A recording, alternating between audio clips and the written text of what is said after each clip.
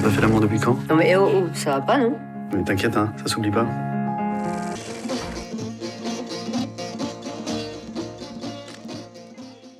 Down and out in contemporary Paris, Emmanuel Béard embraces middle-aged desire and a celebration of Abbas Kiarostami's life and work. Well, that's all coming up in our film show.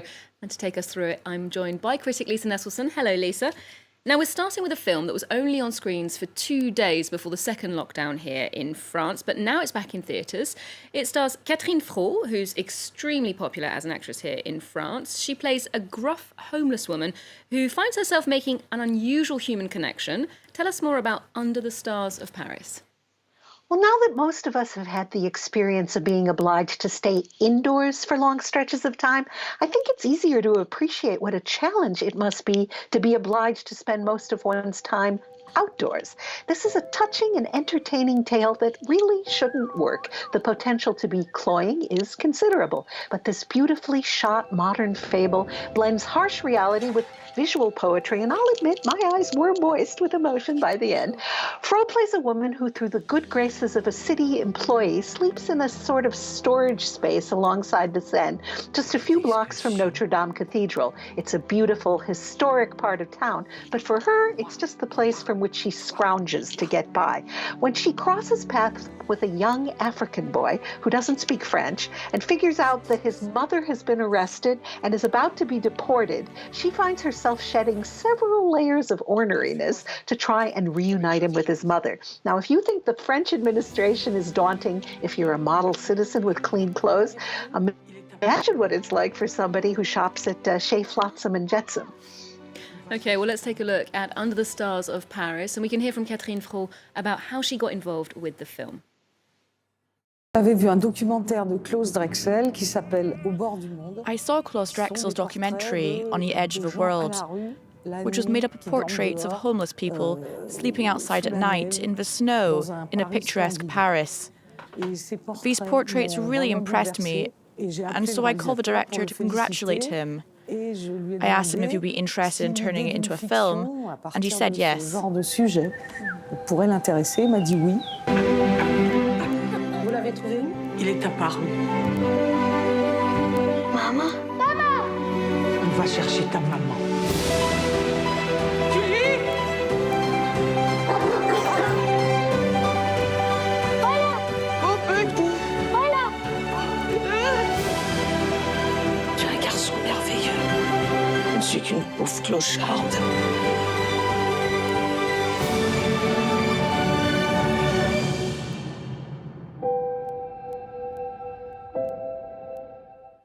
So in this scenario, Frot's character has certain advantages, being white and French, for example, but she's still not doing very well in the social pecking order. Well, we get one or two faint clues that she was once, as they say, well integrated into French society. But absolutely anybody can end up without a roof over their head. The readily available roof here is the title, which translates as Under the Paris Sky. Director Klaus Drexel, a cinematographer who has made exquisite documentaries as well as fiction films, gets the quotient of respect for the homeless, those hanging on, hoping for refugee or asylum status, exactly right. And it helps that the young boy is adorable. It sounds like a really good feel-good movie as we return to cinemas. Next, to a portrait of a woman with a place to go, but who's still feeling lost. L'Étreinte is Emmanuel Béard's first film in 9 years, having spent the last decade on the stage. Tell us more.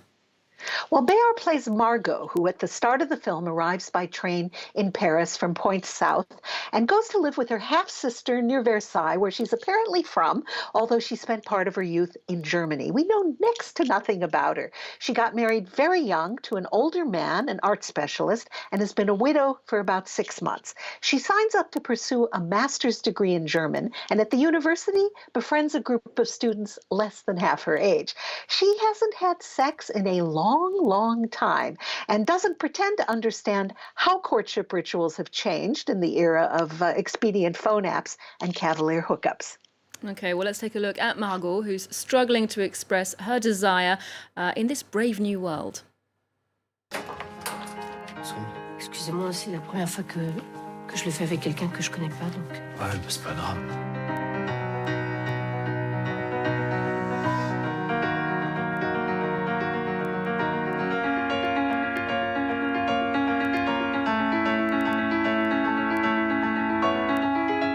pas s'empêcher d'aimer. C'est inhumain, ça.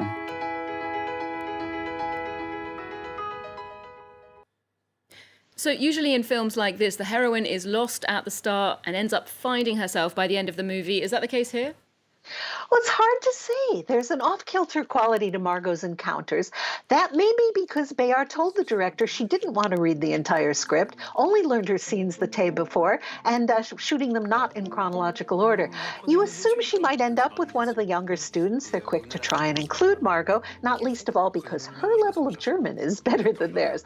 But parties or late-night escapades just serve to heighten her loneliness and sense of disarray. She has a satisfying sexual encounter with a jittery musician who doesn't want to get too close. She ends up in a car with three somewhat menacing Russians, and you want to shout at the screen, hey, get away from those guys. The writer-director is a man, and his take on the life of a woman pushing 50 is deft and interesting in some places, meandering and dull in others. But Bayard gives a brave and valiant performance. Intriguing nonetheless. Now, next to a free exhibition here in Paris at the Pompidou Centre about the life and art of Iranian filmmaker Abbas Kiarostami, who died in 2016. That's taking place until the end of July. Now, Lisa, is this one for die-hard fans, or can any film enthusiasts enjoy it? Oh, absolutely anybody. Whether you've heard of him or not, it's never too late to discover or revisit Kiarostami's deceptively simple, direct style that raises complex issues with lingering panache.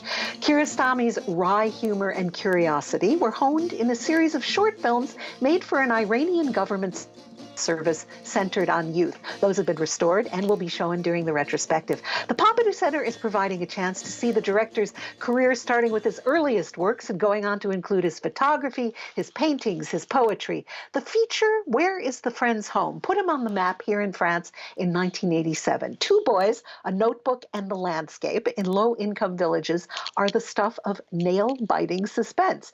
Ahmad accidentally takes a classmate's notebook and worries his fellow student will be expelled if he doesn't do his homework in that notebook. So he goes in search of the boy's home without knowing where he lives.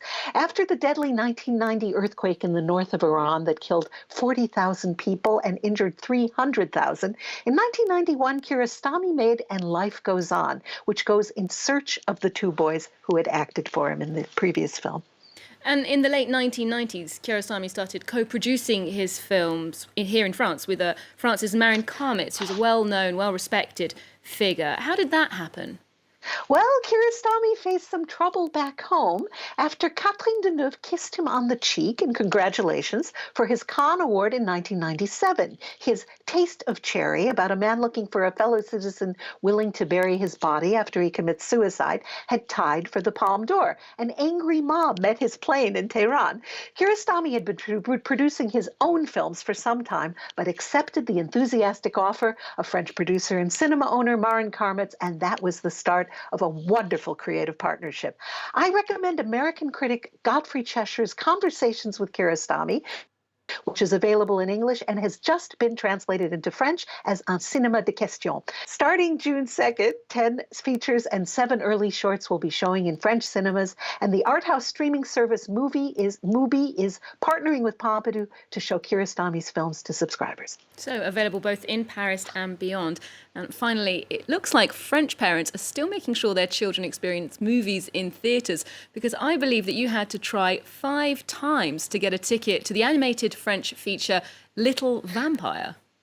That's right. All the shows were sold out in 3 different cinemas. During lockdown, many people resolved to finally read the collected works of Marcel Proust, while they could also have decided to read the complete output of a more recent French author, Johann Sfar, an incredibly prolific purveyor of graphic novels and also a gifted filmmaker, both animated and live action. 10 years ago, for example, he made the animated feature The Rabbi's Cat, drawn on volume 1, 2, and 5 of his comic series about a very smart cat in Algeria in the 1920s who acquires the ability to speak after swallowing a parrot. And oh yes, the cat asks to be bar mitzvahed. Little Vampire was published in English in 2008. Little Vampire depicts the endless life, 310 years and counting, of a flying ghost stuck between life and death after a dashing flying Dutchman, a pirate captain with a skull for a head, saves the boy's mother Pandora from her nasty 19-year-old suitor, a sore loser with scary henchmen. Staying young forever sounds good, but Little Vampire is bored despite his ragtag group of misfit undead pals. Little Vampire sneaks out into the real world and makes a human friend, but his mom's jilted suitor is still out for revenge. Okay, well, here's director Johan Svar explaining how a vampire, who happens to be a little boy, can help young people with the concept of mortality.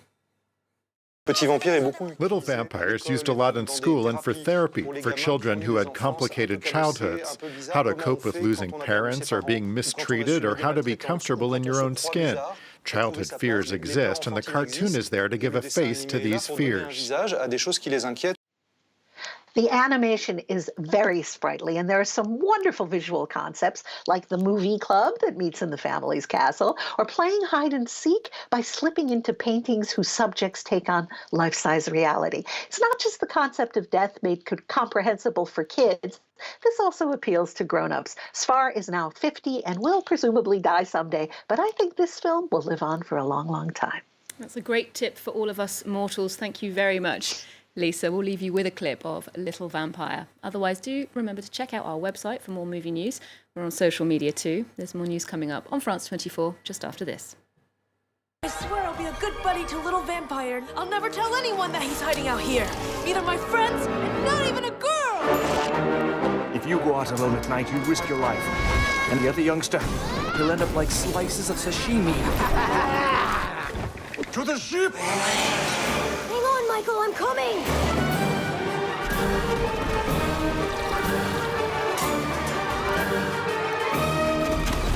You can't let the Moonface get away with your girl! It's not going to happen. All hands on deck.